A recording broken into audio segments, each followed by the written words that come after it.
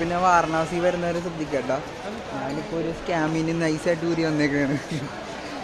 ഒരു ബാബ വന്ന് എൻ്റെ അടുത്ത് വന്നിരുന്നിട്ടോ. അപ്പോൾ അഘോരിയാണ്. കുറേ പറയുന്നുണ്ട്, എനിക്ക് കുറച്ചൊന്നും മനസ്സിലായില്ല, കുറച്ചൊക്കെ മനസ്സിലാവുള്ളൂ. അപ്പോൾ തന്നെ ഡൗട്ട് അടിച്ചു എന്ത് സ്കാമാണ്. എൻ്റെ വീട്ടുകാരെയൊക്കെ പറയുന്നുണ്ട് വീട്ടിലെല്ലാവരും സുഖം തന്നെ, അപ്പോൾ അവർക്ക് വേണ്ടി പ്രാർത്ഥിക്കുക, അവർക്ക് വേണ്ടി ഹോമം ചെയ്യുക, അങ്ങനെയൊക്കെ പറഞ്ഞു.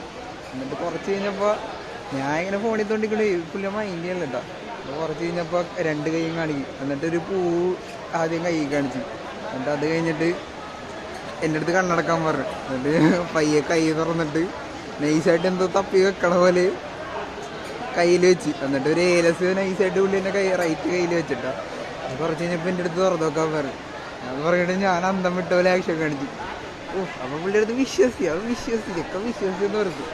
അതിൽ നൈസായിട്ട് പിന്നെ അടച്ചു വെക്കാൻ പറയാം. എന്ത് കണ്ണടച്ചിട്ട് ഞാൻ പറയും. ഞാൻ പിന്നെ പൊട്ടം കളിച്ചില്ല, എനിക്കൊന്നും അറിയാത്ത പോലെ.